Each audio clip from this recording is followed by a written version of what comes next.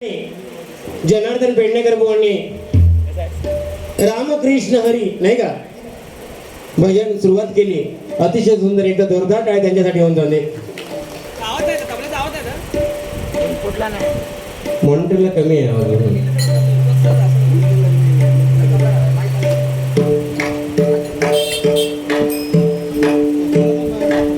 ठीक आहे का ऍडजस्ट करून घेऊ. हॅलो हां लेवल द्या फक्त मला.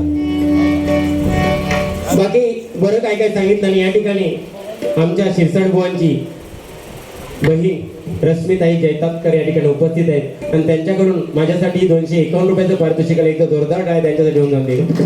कारण त्यांच्या बंधूने अख्ख्या कोकणाला नाही तर महाराष्ट्राला वेळ लावलाय नाही का. शिरसाट सुसाट म्हटल्याने नाही ते केस वाढवीत नाही तुमच्यासारखे सुसाट जावासाठी. तर वैभवाडीची मातीत तशी आणि पाणीत तसं आहे. काय सांगी म्हणजे भात जोडूक मागा कोण बोलवीत नाही. जरा लेवल द्या ना व्यवस्थित.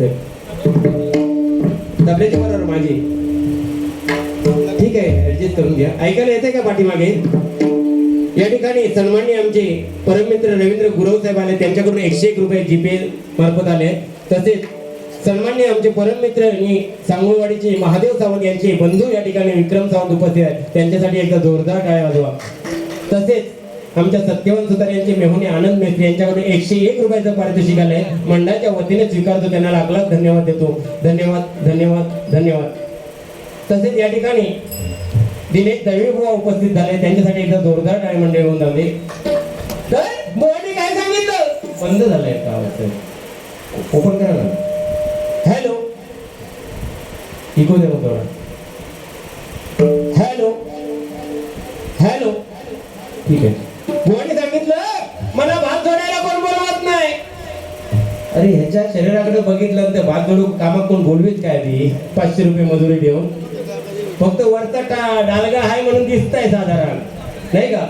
म्हणता मी केसाळलेलो होय पण पिसाळलेलो ना. तू पिसाळ होय पिसाळ. तू बघताय काय करतोस त्या पिसाळ ना काय करणार. पिसाळता कोण कुत्रो म्हणजे तुका नक्की काय म्हणत आहे माणूस की मी नाही बोललोय. बोल बोललं की नाही मी पिसाळलेलं. पिसाळता कोण हो मंडळी. माणूस पिसाळता काय माणूस रागात येतात. राग येता माणूसच नाही. तू रागात कोण माणूस येता. पिसाळता कुत्रो. आता काय पिसळूचा की रागा घेऊता त्या तुम्ही बघा. सांगितलं काय कांदूरवरनं म्हणता बस निघाली आणि बस मध्ये इकड नाही बाई चढली इकड नाही बाई चढली आणि ही बाई मध्ये उभी. भांडूक लागल्या सीटवर म्हणतात मी बसणार. कंडक्टर म्हणतात तिचं वय कमी असेल तिने बसा. पण त्या बायका बसल्या नाही काय माहित आहे काय. ही बाई मध्ये बसलेली हिच्या म्हणून ते बसायच्या भानगडीत पडल्या नाही. वय सांगू काय तर सांगत आणि दिसतं वय. आम्ही 16 वर्षाचं सांगितलं तरी झाली 60 वर्षात ते दिसत. सांगूची गरज नाही का. आणि बुवा कसं आहे माहितीये काय तुम्ही आता सांगितलं ते वारकरी संप्रदाय महिला वर्ग आलाय. आमची ताई आली आहे. आमच्या आकाश सावंताचे आई बाबा आले. त्यांच्या चरणाशी नतमस्तक होतोय. तुम्ही सांगताना काय सांगितलं पहिलं चड्डीमध्ये वाजवायचो म्हणजे भजनात चड्डी घालून यायचो तो. आकाश इलेलो काय खरं सांगायचं हरिनाम आहे. खोटं नाही बोलायचं बुवाच्या पुढे. चड्डीवर वाजवलेलं आहे भजन. खैतोच वाजवू शकत नाही वाजवी चड्डीवर. सावंतपणा लावलेले हा वारकरी संप्रदाय चड्डीवर त्याची इज्जत काढून दिलं आकाशी तुम्ही सगळी काय पण आपलं सांगायचं. तुमच्याकडे वाजवणार म्हणून काय झालं लहानपणापासून फोन करून मी शिकवलंय त्याला काय एका गुजराती मी शिकवले ना गुजरात पासून आता. पण आकाश सावंत खरोखर एक एवढ्या लहान वयामध्ये एवढा मोठा कलाकार झाला. एकदा जोरदार टाळ्या त्याच्यासाठी होऊन जाते. आणि खरोखर आता तर नाव उज्ज्वल केलंच आहे. ह्याच्या पुढेही आणि गुजरात पर्यंत मर्यादित न राहता अख्ख्या भारतामध्ये त्यांनी साम्राज्य करावं हे मी या हनुमंताच्यांनी प्रार्थना करतोय आज बुवा. तर आणि बुवानी काय सांगितलं नाही सगळं चांगला सांगितलं नाही. बाकी बुवा काय वाईट बोलले नाही. पण इथे वारकरी संप्रदाय बसलाय महिला वर्ग बसलाय या ठिकाणी वयोवृद्ध बसलाय आणि बुवाचा मध्ये ह्या काय हो ह्या भजन आहे पप्पी देवची होय म्हणजे नक्की करताच काय तुम्ही आता काय बघताच काय पप्पी शकतास की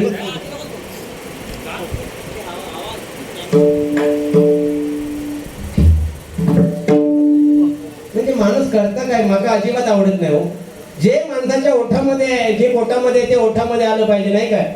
हे म्हणजे महिला वर्ग या ठिकाणी बसलाय ते म्हणतील काय. उद्या सकाळी युट्यूबला जातं की एक बुवा तो केसाळलेला तो आहे आणि पप्प्या सुद्धा देतात. म्हणजे त्या भजनाच्या माध्यमातून काय जातात हे भजन आपण या लहान मुलांना देणार आहोत बुवा. द्या हे भजन आम्ही यापुढे लहान मुलांना देणार नाही. या ठिकाणी कैलासवासी नितीन साटम यांच्या स्मरणार्थ सन्माननीय सुनीलजी कदम यांच्याकडून 101 रुपयाचं पारितोषिक आलंय. त्यांना भावपूर्ण श्रद्धांजली अर्पण करतोय.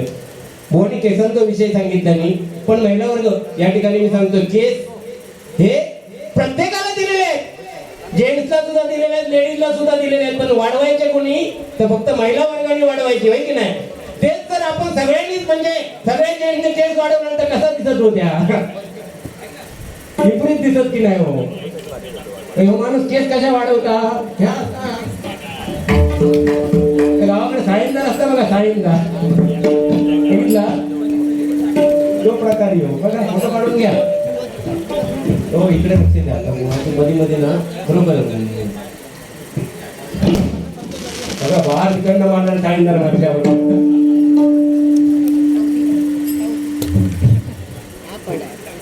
सन्माननीय योगेशजी सुर्वे यांच्याकडून दोन्ही बुवांसाठी 101 रुपयाचं पारितोषिक आलंय. मंडळाच्या वतीने स्वीकारतो, त्यांना लाख लाख धन्यवाद देतो. पण बुवा काय आहे बघा, तुम्ही एक दारूचा विषय सांगितलं या ठिकाणी.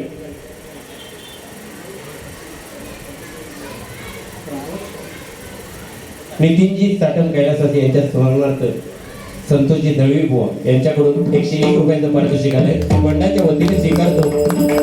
कैलासवासी नितीनजी साटम यांच्या आत्म्यात चिरशांती लाभून खरोखर हे कुठेतरी राहिलं पाहिजे. म्हणजे आज ते हयात नसताना सुद्धा त्यांचं नाव वेळोवेळी काढलं जात आहे. हो असं राहिलं पाहिजे पाठीमागं. नाही तर काय नुसतं त्या केस काय नाही, काय पप्प्या काय नाही, काय काय ते सगळं करू शकतो बुवा. आम्ही सुद्धा केस काढू शकतो. तुमचं काय वाटतं आमचा केस काढून देत नाही म्हणून.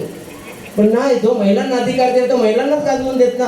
आपण का गाजवावा नाही का. उद्या सकाळी तुम्ही म्हणशा साडीमध्ये चांगली दिसते, मी साडी नेसून येते, मग कसा दिसत त्या दिसत कसं इमेजिन करा. इमेजिन मग फोकस करा. समजत ना. हे ब्रह्मानंदम स्वामी क्या हुई गवा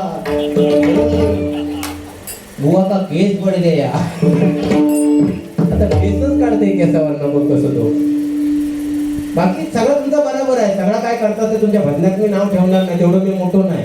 पण ह्याच्या करताच ना कृती कुठेतरी म्हणजे सगळ्या ठिकाणी ना. या ठिकाणी वारकरी संप्रदाय आहे. उद्या सकाळी ते मंडळाने विचारतील अरे ती कोकणातली भजनं ठेवलेली ते एकाच्या तोंडात शिरा पडलेली बायकांसारखी केस वाढवून गेलेलो आणि पप्प्या देत होतो हे सांगितलं. मग किती पडला ते भजन मंडळा टेबलवारी आणि कांबळी साखर कांबळी किती सकाळी उद्या आणलेलं होतो.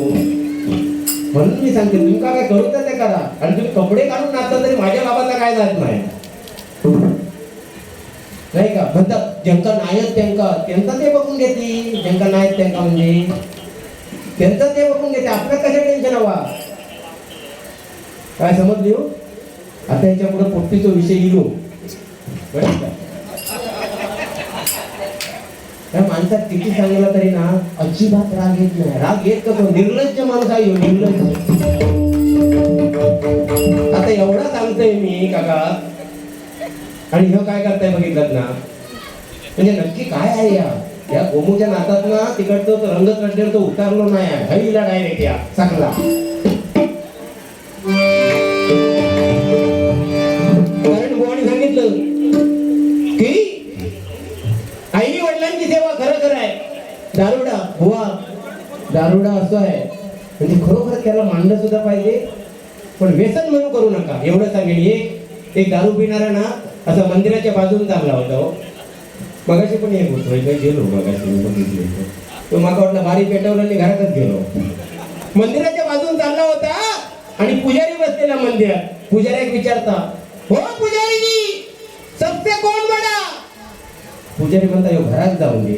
म्हणता काहीतरी सांगतोय तो म्हणता सबसे मंदिर बडा. पुजारी म्हणता दारुडा म्हणता नाही नाही नाही नाही मंदिर कैसे बडा. मंदिर तो धरती पे खड़ा. पुजारी म्हणता धरती बड़ी. तो धरती कैसे बड़ी. धरती तो शेषनाग पे खड़ी. पुजारी म्हणता शेषनाग बड़ा. तो बेवड़ा म्हणता शेषनाग कैसा बड़ा. शेषनाग तो शिवजी के गले में पड़ा. पुजारी म्हणतो मग बाबा शिवजी बोलो. तो बोलतो शिवजी कैसा बडा, शिवजी कैसा बडा, वो तो पर्वत पे खड़ा. पुजारी म्हणतो बाबा पर्वत बोलो. वो तो पर्वत कैसा बडा, वो तो हनुमान जी के हाथ पे खड़ा. वो तो हनुमान जी बड़ा, वो तो हनुमान जी कैसा बड़ा, वो तो राम के चरणों में पड़ा. बाबा राम बड़ा, वो तो राम कैसे बड़ा, वो तो रावण के पीछे पड़ा. पुजारी कंटाळलो. बाबा म्हणता आता तूच सांग कोण बड़ा है. बोलता दो बोतल मार के जो अपने पैरों पे खड़ा ना वो सबसे बड़ा.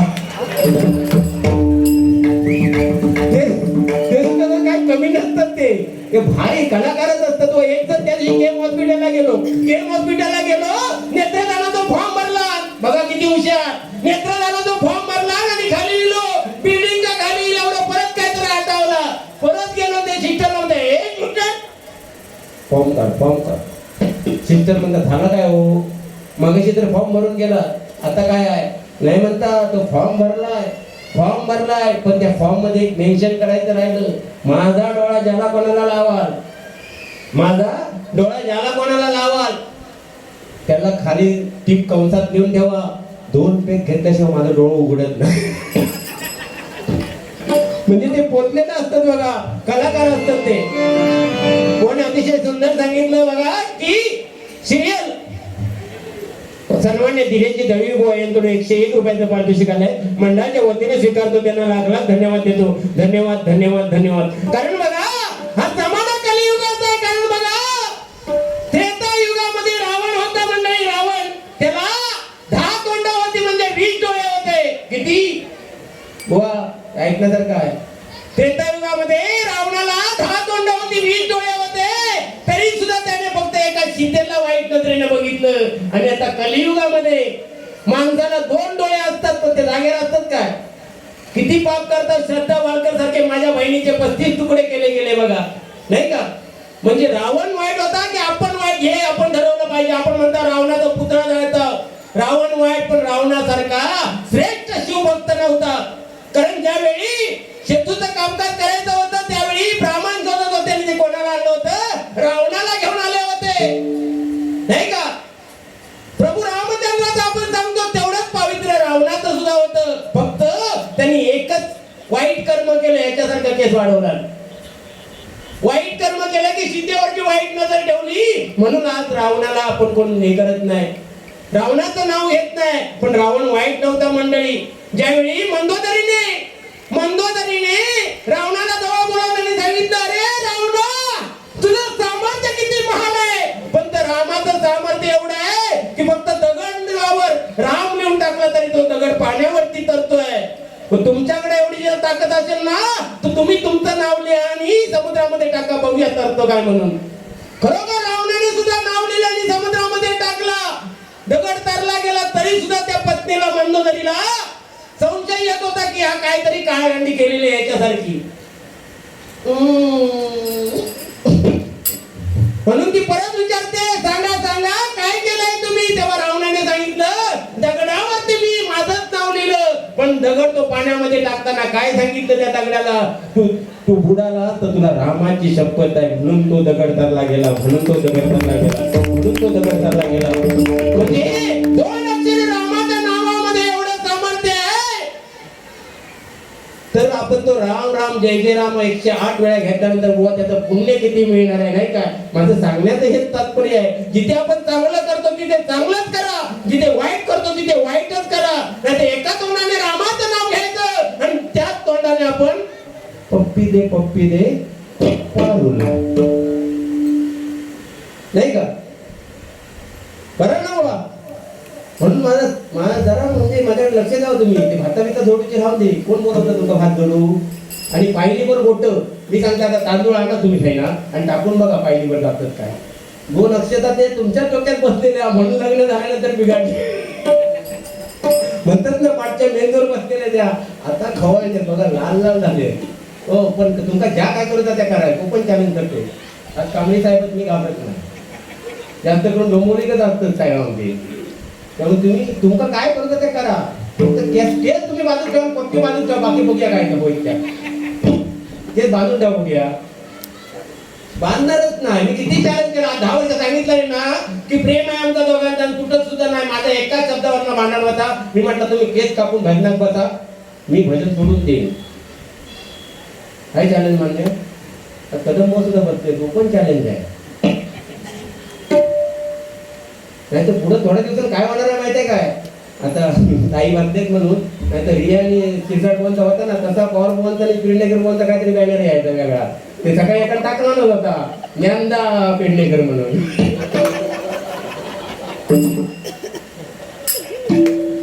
म्हणजे आता नावच येऊ लागलं आहे. पुढं हेराव पण करावं लागेल तसा म्हणतो. आपल्याला कसं आहे मग ते आपल्याला केस मध्ये पार्लर मध्ये जावं लागेल. मग शॅम्पू मग दिसला ग बाई दिसला, दिसला ग बाई दिसला, मला बघून मला दिसला ग बाई दिसला.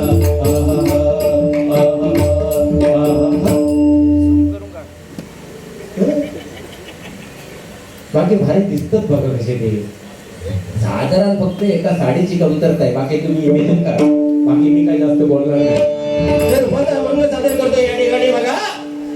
पण काय आहे बघा, धकाधकीचं जीवन आहे. धकाधकीच्या जीवनामध्ये प्रत्येकाला वाटतं की आपण सुखी राहावं. कोणाला वाटत नाही सुखी राहावं, प्रत्येकाला वाटतंय. एकदम त्या दिवशी माझ्या जवळ आला आणि म्हणता बुवा बुवा म्हणता तुम्ही सदान कदा असतच असतात, रहस्य काय आहे, रहस्य काय आहे? त्याला जवळ घेतलं तू. म्हटलं रहस्य तसं अवघड काय नाही. म्हटलं तुझ्या घरामध्ये चांगला पट्टा काय? तर म्हणता हो चांगला पट्टा. म्हटलं माघारीशी पट्टा. म्हटलं घरणीशी वाकडा तर खाय चुलीची लाकडा. म्हटलं एकच करायचा सुखी मंत्र. घरात जी काय माघारीन बोलली त्या चांगला म्हणायचा. झाला ह्या लक्षात ठेवला. संध्याकाळी घराकडे गेलो आणि तिना वांग्याची भाजी करायला होती. वांग्याची भाजी, भात, डाळ, चपाती एका दिला, एक चपातीचं तुकडं मोडलं, वांग्याची भाजी घेतलं, तोंडात घातल्यावर माझी आठवण झाली. म्हणता पॉवर बोर्डने काहीतरी सांगितलं मी होता. तो म्हणता गे लक्ष्मी, गेली 10 वर्ष म्हणता अशी भाजी खाल्लेली एक नंबर झकास भाजी झाली आहे. माझी लक्ष्मी ताई ती ओढणी कमरे बांधणार, ओढणी बांधणार कमरे आणि असो कमरेवर हात ठेवला आणि म्हणता मेलही म्हणता तुमचं जाऊंजाळ काढून गेली 10 वर्षात. 2 गोड शब्द नाही. लोकांका पप्प्या देत फिरतात, माका कधी दिलाच नाही. साधो गजरो नाही, 4 रुपयाची गुलाबाचा फुल नाही. आणि आज म्हणता नेमका सिलेंडर संपला आणि शेजारनी काढणार ते भाजी आणली ती तुमका गोड लागली. पण शेजाऱ्यांचं प्रेम पाहिजे मंडळी. बघा कोरोना सारख्या काळामध्ये भुवानी सुद्धा सांगितलं, कोरोना सारख्या काळामध्ये बघा सगळ्यात महत्वाचा घटक कोण झाला असेल तो माझा शेजारी. एकदा शेजाऱ्यांसाठी नव्हता टाळला. कारण किती काय झालं तर सक्की बायको म्हणजे ती सोना पिल्लू म्हणणारी सक्की, ती सुद्धा खिडकीतनं वाकून बघायची. मी पप्प्या सांग, ए पप्प्या बापसाक नाही तर पुढे जाऊ नको, अजिबात वाकून बघायचं नाही का. ती सुद्धा. पण माझे शेजारची ताई किंवा काका वाकून विचारायची, ताई दादा बरे आहेत ना, नाही का. हे शेजार धर्म आहे. आणि आमचे भाऊ बहीण फोन करायचे, येऊ कवा की तू येऊ नको, अजिबात येऊ नको, होय की नाही. म्हणून सांगतो खरोखर शेजार धर्म हा मुंबईमध्ये पाळला पाहिजे. किती भांडण होऊन दे, काही होऊन दे, शेजारी हा आपल्याला पाहिजे. आणि शेजारी खरोखर असे शेजारी आहेत. आज हे सुद्धा सख्खे शेजारी आहेत माझे दिव्याग्रात. हे का नातं आहे माझी. कधी जेव बोलवीत नाही, कधीच नाही. कधी बोलवण्याला सांगता सांगा तुम्ही म्हणून माहीत सांगायचा. तर त्या दिवशी जबरदस्तीने गेले यांच्या घराकडे, जबरदस्तीने घराकडे गेले रविवारचं. म्हटलं खाऊनच येणार त्याला गेलोय. पण घरात गेल्याबरोबर ताई माझी त्यांची मिसेस भांडी आपटूक लागली किचनमध्ये. किचनमध्ये भांडी आपटूक लागली जोराजोरात. हे आतमध्ये गेले जोराजोरात भांडूक लागलं तिच्याबरोबर. म्हटलं आता काय जेवण भेटणार नाही माका, म्हणून पाठी कसं दार ढकलून घेतलं, दार बंद करून घेतलंय. दार बंद केल्याबरोबर माझी ताई म्हणता बघा मी खोटी खोटी भांडी आपटलंय म्हणून भाऊची पाठी गेले. हे सुद्धा म्हणतात मी काय खरा खरा भांडत नव्हतं किंवा खोटा खोटाच भांडत होतोय म्हणून म्हणता बुवा पाठी गेले. मी सुद्धा दरवाजा ढकलली परत दिलंय. म्हटलं मी सुद्धा खरोखर गेलो नव्हतं, खोटं खोटंच गेलो होते. आता कापा म्हटला. आणि खरं त्या दिवशी खऱ्याशिवाय इलेलोच नाही. त्याला वेळेचं भान ठेवूया. गजरामध्ये उलटो धमाल. आणि खरोखर बुवा तुम्हाला खरोखर मला जे काय बोलायचं आजच्या दिवस तुम्ही असं समजा माझ्यासमोर बुवा तुमच्यासमोर नाही शेकाड बुवा तसं समजून बोला तुम्ही. हा शेकाड बुवाच माझ्या सुद्धा उतरणार. फक्त मी तलवारी काढणार नाही, चष्मे लावणार नाही. ती काय वाचा का आम्ही धरले ना ती काळजी कोणी करलं काय हो मगाबद्दल तर मी गप बसला आपलं भजन केलं आणि पुढे गेलो कॅमेरामन फोकस करो हे ब्रह्मानंदन हे मॅडम काय फोकस करो फोकस काय करो अरे फोकस अख्खी दुनिया बघताय फोकस करूची गरज नाही या युट्यूबच्या माध्यमातून आपण कुठे कुठे जातो आणि मग ह्या देताव ना ते फॉरेन वाले म्हणतात what is this this is Indian bhajan Indian culture Indian music one Indian gents one Indian ladies taking पप्पी